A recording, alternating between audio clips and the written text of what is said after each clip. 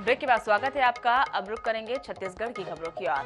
छत्तीसगढ़ कांग्रेस के नए मुखिया दीपक बैज ने अपना नया पद संभाल लिया है और वहीं आपको बता दें शनिवार को सांसद दीपक बैज ने प्रदेश कांग्रेस अध्यक्ष का पद संभाला है और इस दौरान उन्होंने कहा कि पहला टास्क कार्यकर्ताओं को यह दिया है कि सभी मिलजुल कर काम करें। अपनी नियुक्ति को लेकर उन्होंने कहा कि पहले भी कांग्रेस में अंतर्कलह नहीं था और अब भी नहीं है। हम सब मिलजुल कर कार्य कर रहे हैं और छत्तीसगढ़ में फिर से कांग्रेस से सरकार बनाएंगे। वहीं सीएम भूपेश बघेल ने कहा कि नए अध्यक्ष के साथ मिलकर काम करेंगे और इस दौरान सीएम भूपेश बघेल ने मंत्री मोहन मरकाम को भी बधाई दी। समारोह के दौरान कार्यकर्ताओं में खासा उत्साह देखा गया। कार्यक्रम में गृह मंत्री ताम्रध्वज साहू, पूर्व अध्यक्ष मोहन मरकाम समेत कई बड़े नेता मौजूद रहे।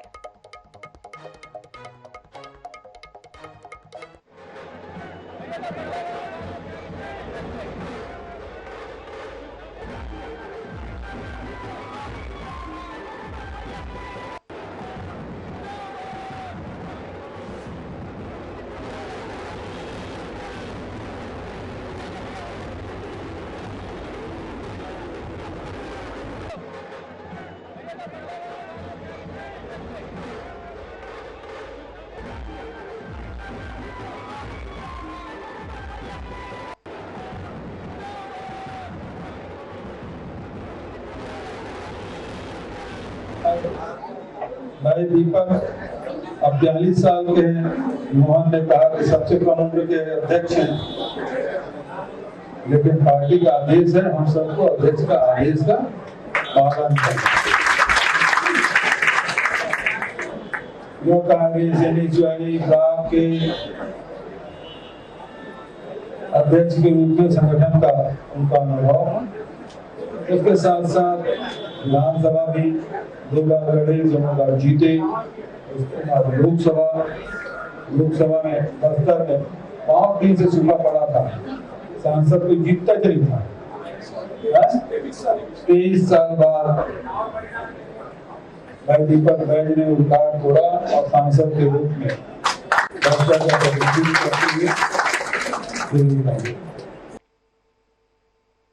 हमारा टास्क है कि हमको 75+ सीट जीतकर जाना है छत्तीसगढ़ में और सरकार बनाना, ये पहला टास्क। दूसरा टास्क सभी कार्यकर्ताओं को 18 घंटा काम करना है। बूथ से लेकर प्रदेश स्तर तक सभी कार्यकर्ताओं को 18 घंटा काम करना है। ये कार्यकर्ताओं का हम लोगों ने आह्वान किया है। भारतीय जनता पार्टी 15 साल राज करने के बाद उनका कोई एक फेस तक यहाँ पे नहीं है। ये भारतीय जनता पार्टी का दुर्भाग्य है। कभी बोलते हैं कमल फूल पे लड़ेंगे।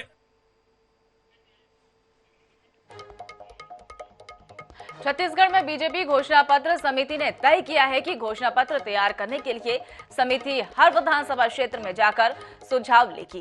खासकर गांव-गांव जाकर किसानों से पूछेगी कि उन्हें क्या चाहिए। क्या सत्ता में वापसी में किसानों की अहम भूमिका हो सकती है। इसलिए इस बार पार्टी का पूरा जोर किसानों को साधने में पर होगा। भाजपा की घोषणा पत्र समिति की शनिवार को प्रदेश कार्यालय कुशाभाऊ ठाकरे परिसर में पहली बैठक हुई। ये बैठक प्रदेश प्रभारी ओम माथुर ने ली। बैठक में पूर्व सीएम डॉक्टर रमन सिंह, बीजेपी प्रदेश अध्यक्ष अरुण साव समेत समिति के संयोजक विजय बघेल, सह संयोजक और सभी सदस्य मौजूद रहे।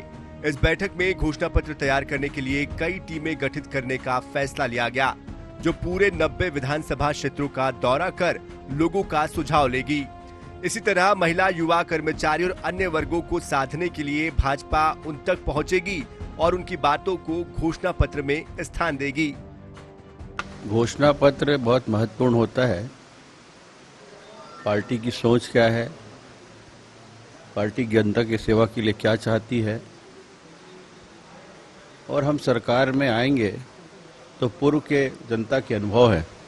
15 साल जो सरकार रही, हम सत्यता पे आधारित हमारी घोषणा पत्र बनाएंगे, क्योंकि झूठ से परेशान हो गई छत्तीसगढ़ की जनता और भारतीय जनता पार्टी के ऊपर एक आस भरी निगाह से देख रूप से हमने तय किया है कि हम विधानसभा स्तर तक जाएंगे, लोगों के सुझाव लेंगे और उन सब सुझावों को विचार करके एक अच्छा घोषणा पत्र तैयार करेंगे जो छत्तीसगढ़ की क्षमता है, छत्तीसगढ़ की ताकत है। भाजपा का मानना है कि साल 2018 के विधानसभा चुनाव में कांग्रेस का कर्ज माफी का वादा और 2500 रुपए बोनस की रकम का वादा अहम साबित हुआ था। इसीलिए भाजपा इसकी काट खोज रही है। अब ये देखना दिलचस्प होगा कि भाजपा अपने घोषणा पत्र में ऐसे कौन से वादे करेगी जिससे किसान समेत तमाम वर्ग को वो साथ सके। रायपुर से INS 24/7 के लिए स्वप्निल गोरखेड़े की रिपोर्ट। भूपेश कैबिनेट पर फेरबदल पर सियासत अब शुरू हो गई है। मंत्रियों के विभागों के बंटवारे पर कांग्रेस संचार प्रमुख सुशील आनंद शुक्ला ने कहा कि चुनावी रणनीति के हिसाब से बिसात बिछाई गई है। वहीं बीजेपी की तैयारियां शून्य हैं और कांग्रेस की चुनावी तैयारी से बीजेपी बौखला गई है। कांग्रेस के बयान पर पलटवार करते हुए पूर्व मंत्री राजेश मुणा ने कहा कि चुनाव के लिए 4 महीने शेष है और इन दिनों में मंत्रियों को विभाग में के कामों की जिम्मेदारी समझने में लग जाएगी और इनके पास ऊर्जा विभाग था। जितनी ऊर्जा पैदा कर गई थी वही गृह विभाग के अंदर क्राइम को रेशियो में बढ़ा दिया गया है। जनता समझ चुकी है कि 4.5 साल कुछ समय नहीं रह गया है और तो 4.5 महीने में वो क्या कर लेंगे।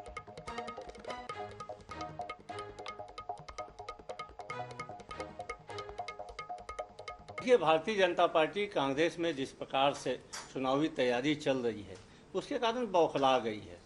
पहले माननीय TS सिंहदेव जी को उप मुख्यमंत्री बनाया गया, माननीय दीपक वैद्य जी को प्रदेश कांग्रेस अध्यक्ष बनाया गया, माननीय मोहन मरकाम जी को मंत्री का दर्जा दिया गया है। तो कांग्रेस पार्टी ने अपने चुनावी रणनीति के हिसाब से बिछात बिछाया है। ये हमारी अपनी अंदरूनी राजनीतिक तैयारी है। भारतीय जनता पार्टी की इसमें टिप्पणी करने का कोई नैतिक अधिकार नहीं बनता है। 4 महीने शेष है चुनाव के 120 दिन। 70 दिन में यह मंत्रिमंडल के सहयोगी साथी जिनको नया विभाग मिला उसमें क्या कर, जिनके पास ऊर्जा थी उन्होंने कितनी ऊर्जा पैदा कर दी।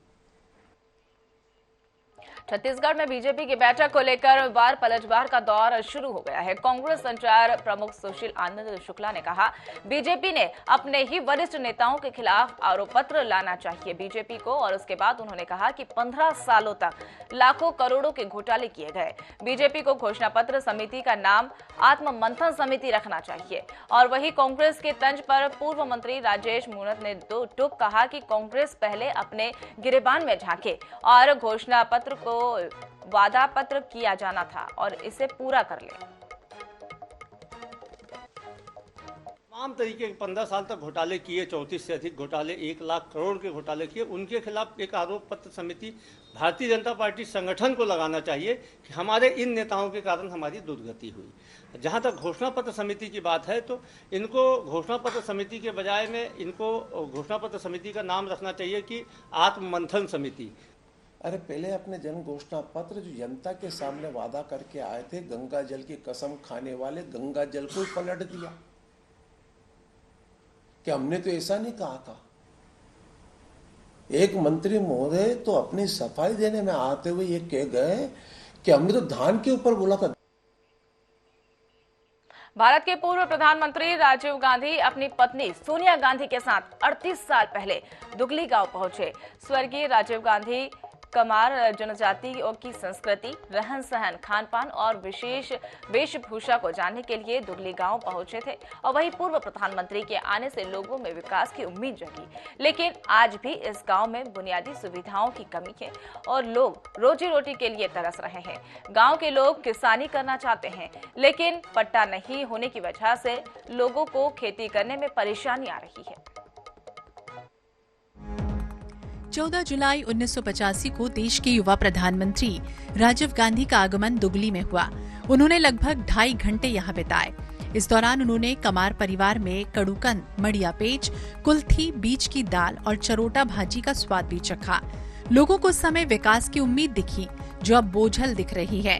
धमतरी के दुगली गांव के लोगों का कहना है कि वर्षों बीत जाने के बाद भी गांव में सिंचाई सुविधा का विस्तार नहीं हुआ।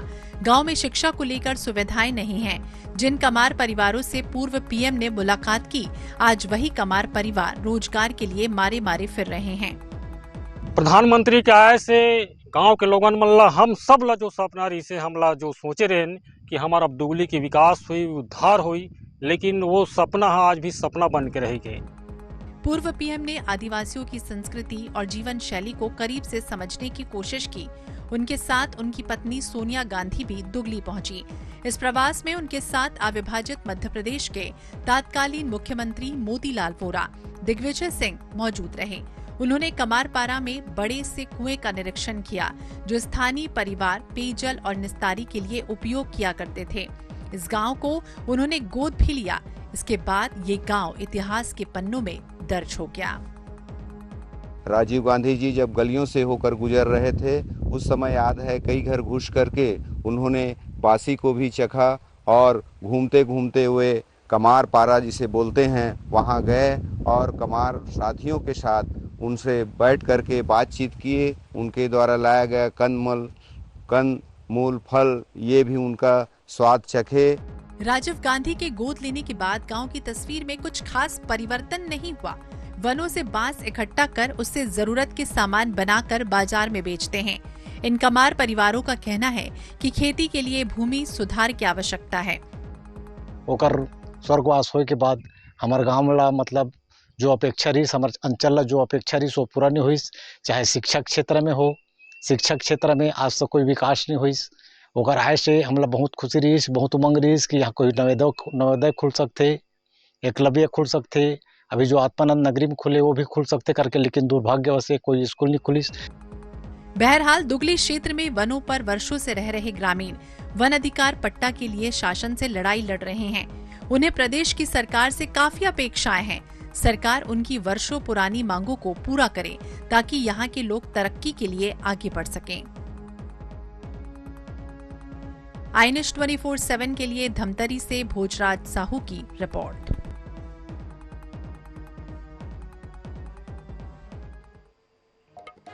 राजधानी में अब चोरों ने एक्सप्रेस वे पर डाका डालना शुरू कर दिया। एक्सप्रेस वे के डिवाइडर पर लगी लोहे की रेलिंग केबल लगातार चोरी हो रही है। शातिर चोर पुलिस के से बेखौफ होकर लोहे के सामान को मशीन में काटकर चोरी कर रहे हैं। वहीं जिम्मेदार आराम फरमा रहे हैं।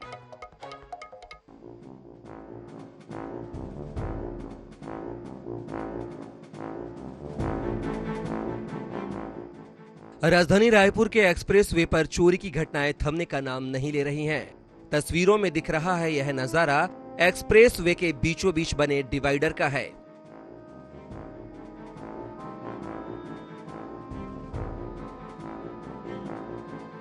जहां तस्वीरों में देखा जा सकता है कि किस प्रकार से चोरों ने कटर से काटकर लोहे के ग्रिल को चोरी किया है। शातिरों ने 2 किलोमीटर तक डिवाइडर में लगी लोहे की ग्रिल चोरी कर ली। कुछ जगहों पर तोड़ फोड़ कर चोरी की गई।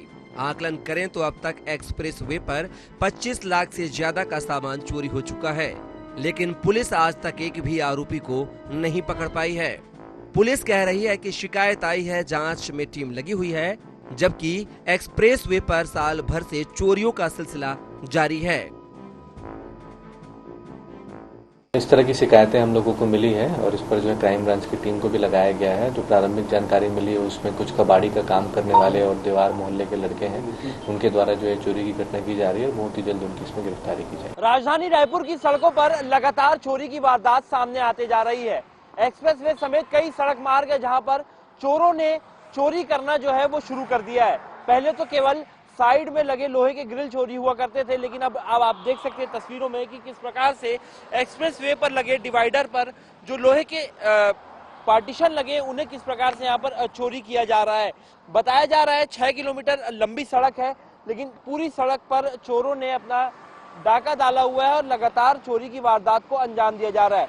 तस्वीरों से साफ है जिस प्रकार से लोहे के सामानों को काटा जा रहा है, इसके लिए प्रोफेशनल मशीनों का इस्तेमाल किया जा रहा है। मशीनों के जरिए दिन दहाड़े यहाँ पर लोहे के सामान की चोरी की जा रही है। अब तक आकलन की बात करें तो 25 लाख रुपए से ज्यादा का माल चोरी हो चुका है। वहीं पुलिस के हाथ भी खाली है, ना कोई FIR ना ही कोई चोर पुलिस की गिरफ्त में आ पाया है। अब ऐसे में देखना होगा एक्सप्रेस वे पर चोरों का ये चोरी का सिलसिला कब तक जारी रहता है। कैमरामैन अरुण साहू के साथ मोहम्मद सैन, INS 24/7 रायपुर। बिलासपुर में डायरिया का प्रकोप देखने को मिल रहा है। पिछले 2 दिनों में करीब 52 लोगों को सिस्म अस्पताल में भर्ती करवाया गया है। तो आपको बता दें कि डायरिया में 2 लोगों की मौत भी हो गई है। स्वास्थ्य विभाग ने डायरिया को कंट्रोल करने के लिए कैंप लगाया। इधर नगर निगम में जल प्रभारी कार्यपालन अभियंता अजय श्रीवास ने अजीबो गरीब बयान उनके द्वारा दिया गया है। उनके द्वारा कहा गया है कि चांडीडीह इलाके में दूषित पानी की वजह से महामारी नहीं फैल रही है, बल्कि दूषित खाना खाने से बीमारी फैल रही है। पूरे इलाके में अपना पांव पसार रहा है। 2 लोगों की मौत हुई है, पहले जो कमला मिश्रा की, तो दूसरा जो है अनित कुरैती है, उसकी मौत हुई है। कैंप लगा हुआ सीधे तौर पर नीचे बालक है नववेद देवांगन, ये 9 साल का बालक है। ये लगातार कल से वो दस्त से परेशान हो चुका है। काफी कमजोर स्थिति में इसकी माता है, वो लेकर के आए हैं यहाँ पर। स्वास्थ्य विभाग की टीम ने देखते ही दवा देने के बजाय रिफर करने का निर्णय लिया है। हालांकि यहाँ पे ORS का जो घोल है वो दिया जा रहा है ताकि बच्चे को कुछ एनर्जी है वो लगातार दस्त होने के कारण पे जो शरीर का पानी है काफी कम हुआ है और इसको रिफर जो है वो किया जा रहा है यहाँ पे पूरे तौर पे। हालांकि जो हमने देखा कि अजीबोगरीब जो बयान है वो खास तौर पे निकल के सामने आया है नगर निगम के। CMHO साहब, क्या स्थितियां हैं, कैसे कंट्रोल कर पा रहे हैं, मरीजों की संख्या क्या है?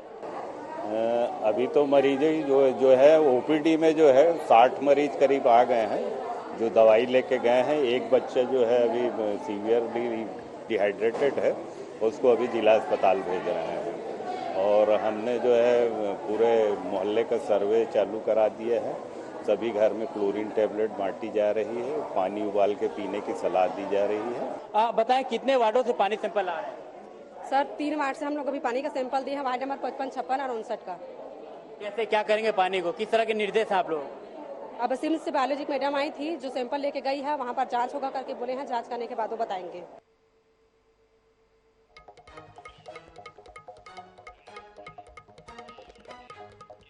राजधानी रायपुर में एक निजी होटल में 10 दिवसीय राजस्थानी फूड फेस्टिवल का आयोजन किया गया। फेस्टिवल में राजस्थानी व्यंजन परोसने वाले शेफ और मैनेजर ने बताया कि फेस्टिवल के पहले दिन ही ग्राहकों का जबरदस्त रिस्पांस मिल रहा है। यहां पर राजस्थानी वेज और नॉन वेज सभी व्यंजन उपलब्ध है। खासकर राजस्थानी पनीर टिक्का और गट्टे की सब्जी, दाल चूरमा समेत सैकड़ों व्यंजन का लुत्फ ग्राहकों उनके द्वारा उठाया गया। और इस फेस्टिवल की खासियत यह भी है कि हम ग्राहकों को लाइव डेमो भी देने के लिए रेसिपी बना रहे हैं। ये राजस्थानी फेस्टिवल चलेगा हमारा 14 से और 23 तारीख तक 23, और ये इसमें हमारा पूरा राजस्थानी फेस्टिवल लगेगा। जैसे कि अपना सूप हो गया, मेन कोर्स हो गया, ज़्यादातर मतलब राजस्थानी टच का खाना, तीखा खाना, थोड़ा सा चटपटा सा खाना, और लाल मांस हो गया, ट्रेडिशनल डिश है, बड़ी अच्छी डिश है। और सूप में आपको मिलेगा बाजरे की राब मिलेगी, मकई का शोरबा मिलेगा, मंगोड़ी का शोरबा मिलेगा, और भी ऐसे अलग अलग सी चीज़ें आपको देखने को मिलेगी। आप देखेंगे ज़रा पूरी यूनिक चीज़ें लगी जो राजस्थान की है। अगर दाल बाटी चूरमा की बात करूं, या मैं गट्टे की सब्ज़ी की बात करूं, या प्याज की कचौरी की बात करूं, या घेवर की बात करूं, जो बेसिक जनरली हमारा होता है कि हम हर क्वार्टर में कुछ ऐसे कुजीन का प्रमोशन करें, और हम ट्राई करते हैं कि हम वो स्पेसिफिक कुजीन के जो शेफ़ है वो सिटी, वो स्टेट से हम लेकर आए, ताकि वो जो स्वाद और टेस्ट बरकरार रहे।